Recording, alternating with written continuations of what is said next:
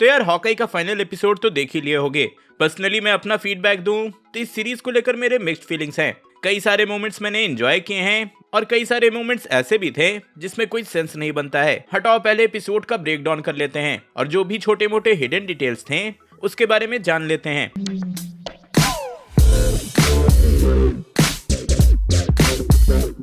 तो हाँ, एपिसोड का स्टार्ट होता है किंगपिन के एंट्री के साथ and as everyone guessed Eleanor Kingpin का हेल्प कर रही थी। उसी ने अरमैंड को मरवाया था, इवन जैक को भी जेल पहुंचाया था। वैसे इस पूरे सीरीज में सरप्राइज एलिमेंट बस किंगपिन की एंट्री ही रही, क्योंकि एलेनोर का एविल होना बहुत पहले से लोगों ने गेस कर लिया था। कॉमिक्स में भी एलेनोर बिशॉप अपना डेथ फेक करके मैडम मास्क का साथ देती है और अभी जैसे इसकी स्टोरी लाइन चल रही है उससे तो ऐसा ही लगता है कि इन फ्यूचर यही मैडम मास्क बनेगी। वैसे उसने किंगपिन का हेल्प क्यों किया, इसका ये रीजन बताया गया कि केट बिशॉप के पिता का बहुत ज्यादा कर्ज था किंगपिन पे, जो कि पर्सनली मुझे बहुत टिपिकल लगा। इन द एंड वो बोलती भी है कि ये सब उसने केट के लिए किया था, but as a hero Kate उसको अरेस्ट करवा देती है। और हाँ, एलेनोर ने जो कुछ भी किया है उसका उसको कोई भी रिग्रेट नहीं है। और इन सब बातों से ऐसा लगता है कि एलेनोर को लगता है कि केट ने उसे बिट्रे किया एंड मे बी इफ इस कैरेक्टर का रिटर्न कभी हुआ तो ये एविल कैरेक्टर ही होगी। उधर दूसरी तरफ केट एंड क्लिंट यही वीडियो देख रहे होते हैं एंड भाई ऑब्वियसली केट को इन सब बातों पे भरोसा नहीं होता।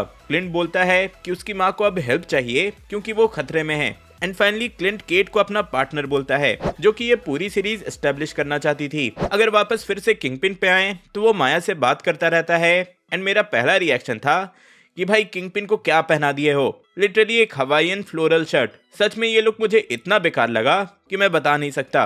हम माना कि ये लुक कॉमिक्स में अमेजिंग स्पाइडरमैन फैमिली बिजनेस की स्टोरी लाइन से है, लेकिन यार हर चीज को कॉमिक्स एक्यूरेट करने की क्या ही जरूरत है। भाई कॉमिक्स में तो इतने वियर्ड चीजें होती रहती हैं कि आप इमेजिन भी नहीं कर सकते। खैर इस पूरे सीक्वेंस में माया किंगपिन को बोलती है कि उसको रियलाइज हो चुका है कि वो जो भी कर ले उसके पिता तो वापस नहीं आने वाले और वो बस थोड़े दिनों का ब्रेक लेना चाहती है। ऑब्वियसली अब उसे पता चल चुका है कि उसके पिता को मरवाने के पीछे किंगपिन का ही हाथ है। वैसे यहाँ पर एक डायलॉग का यूज होता है, stop chasing ghost. Similar dialogue doctor Octopus ने पीटर को नो वे होम में भी बोला था। वैसे भी इफ आपने नो वे होम देखा है तो नोटिस किया ही होगा कि हॉकाई की सीरीज के events and No Way Home की स्टोरी लगभग आसपास ही हो रहे हैं। सीम्स नो वे होम की स्टोरी थोड़ा पहले की है एंड 1-2 वीक के बाद ही हॉकाई की सीरीज स्टार्ट हुई है। नेक्स्ट आते हैं उस शॉट में जहां Kate and Clint final battle के लिए ट्रिक एरोज प्रिपेयर कर रहे होते हैं। ये पूरा सीक्वेंस मुझे बहुत ही ज्यादा इंटरेस्टिंग लगा, क्योंकि यार आज तक हम लोग सारे दूसरे सुपर हीरोज को देखे थे कि वो लोग फाइट के लिए कैसे प्रिपेयर करते हैं, बट यहाँ फर्स्ट टाइम हॉकाई को ऐसे दिखाया गया तो हाँ अच्छा लगा। और हाँ, इस पूरे सीक्वेंस में भी कुछ माइनर डिटेल्स थे, जैसे कि ये गार्डियन पेपर स्प्रे आप रियल लाइफ में भी परचेस कर सकते हो, इवन इन इंडिया। इस शॉट में हमें दूसरा पिम पार्टिकल का एरो भी दिखता है, इससे लोग छोटे हो जाते हैं। कॉमिक्स में भी क्लिंट के पास पिम पार्टिकल के एरोज थे, जिसके बारे में मैंने प्रीवियस ब्रेकडाउन्स में बता ही दिया है। यहाँ हम कुछ एरो हेड्स का नाम भी देखते हैं, जैसे कि air bag, freeze, flash bombs, ice breaker and इन सब का यूज होते हुए हमने एंड में देखा ही। फिर टोनी स्टार्क के स्टार्क टेक का भी यहाँ पे एरो है। बेसिकली यहाँ इन्होंने जितने भी तरह के ट्रिक एरोज हो सकते थे सब कुछ प्रिपेयर कर लिया। देन ऑब्वियसली जहां पार्टी होने वाली थी, मतलब रॉकफेलर प्लाजा में, सब लोग वहीं पहुंच गए। इवन लार्पस जो थे वो भी इनकी हेल्प कर रहे थे। यही पार्टी में येलेना भी पहुंचती है, जैक को भी बेल मिल चुका है, एलेनोर भी है एंड एलेनोर को मारने के लिए सामने वाले बिल्डिंग में स्नाइपर लेकर काजी भी। एंड पर्सनली ये जो पूरा सीक्वेंस था वो मुझे उतना अच्छा नहीं लगा। आप एक जगह फोकस ही नहीं कर पाते, कहीं पे एक्शन वाली फीलिंग होती है, सडनली कॉमेडी घुसा दिया जाता है। फॉर एग्जाम्पल यहाँ येलेना क्लिंट को मारने आई थी और उसे केट रोकने की कोशिश भी कर रही थी। अब भाई तुम अपनी बहन की मौत का बदला लेने आई हो एंड यहाँ दूसरी तरफ केट के साथ कॉमेडी कर रही हो, तो हाँ इस बात को ऑब्वियसली कोई सेंस तो बनता नहीं है। और ऐसे ही कुछ और भी अटपटे सीन्स थे जो कि मुझे लिटरली एंटरटेनिंग से ज्यादा क्रिंजी लगे। पर हाँ, जब फाइनली येलेना और क्लिंट का इंटरेक्शन होता है एंडिंग में, वो सही था। पर उसमें भी इस बात का सेंस नहीं बनता कि कोई रैंडम बंदे ने इसे बोल दिया कि एक अवेंजर ने दूसरे अवेंजर को मार दिया है एंड तुम मान लिए। तो हाँ, येलेना का लॉजिक पूरा सेंसलेस जरूर था, बट यहाँ पे दोनों का परफॉर्मेंस बहुत ही ज्यादा सही है। तो हाँ, यहाँ एक्टिंग को तो मानना पड़ेगा। चलो आगे आते हैं। तो हाँ, यहाँ किसी तरह से क्लिंट ने काजी को रोक दिया। देन जैक भी भाई अपने तलवार से ट्रैक सूट माफिया को रोकने लगा। मैंने पहले ही कई बार बता दिया है, लेकिन कोई नया बंदा ये वीडियो देख रहा है तो बता दूं कि कॉमिक्स में जैक ड्यूकिन स्वॉर्ड्समैन नाम का एक कैरेक्टर रहता है। मतलब कि भाई ये कैरेक्टर नेक्स्ट लेवल की तलवार चलाता है। इवन कॉमिक्स में ये कैरेक्टर क्लिंट का गुरु भी था, लेकिन यहाँ ऐसा कोई भी कनेक्शन नहीं दिखाया गया। देन ये जो सीक्वेंस था जहाँ क्लिंट रॉकफेलर सेंटर के क्रिसमस ट्री पे लटका हुआ होता है, लिटरली इसका कोई सेंस नहीं बनता। भाई सच में आप लोग अपने दिल से बताना कि क्या इस सीक्वेंस को देखकर आपको नहीं लगा कि यार इसे जबरदस्ती डाल दिया गया है। मुझे तो ना इसमें हंसी आ रही थी एंड स्टोरी में इस सीन का क्या वैल्यू है, कोई सेंस ही नहीं बना। चलो हटाओ, आगे बढ़े तो पेड़ से हटने के बाद ट्रैक सूट माफिया चारों तरफ से क्लिंट एंड केट को घेर लेते हैं एंड यही हॉकाई अपना न्यू कॉस्ट्यूम रिवील करता है जो कि लार्पस ने उनके लिए बनाया था।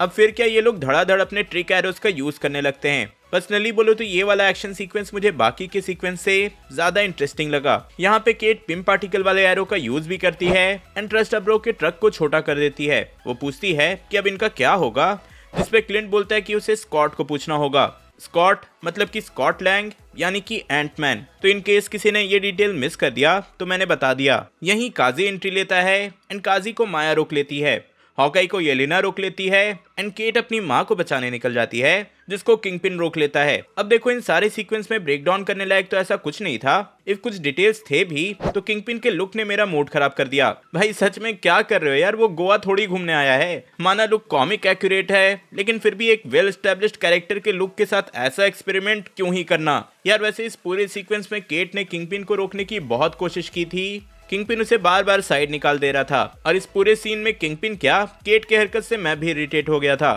खैर यहाँ क्लिंट के सिखाए गए ट्रिक से केट टू डेंजरस वाले एरो का यूज करती है एंड किंगपिन बेहोश हो जाता है। मतलब भाई मजाक चल रहा है, अभी अभी एमसीयू में इंट्रोड्यूस किए हो एंड ऐसी बेइज्जती। यार यहाँ फर्स्ट टाइम किसी कैरेक्टर को आप इंट्रोड्यूस कर रहे हो, उसे एस्टेब्लिश करना चाहिए, तो यहाँ कुछ अलग ही चल रहा है। फिर क्या एलेनोर अरेस्ट हो जाती है, येलेना क्लिंट एंड नताशा के फ्रेंडशिप को समझ लेती है, माया काजी को मार के किंगपिन के पास पहुंच जाती है और ये जो सीन था वो डायरेक्ट कॉमिक्स के पन्नों से उठाया गया है। वहां भी जब माया को किंगपिन की सच्चाई पता चलती है तो वो भी ऐसी ही उस पे गन पॉइंट करती है।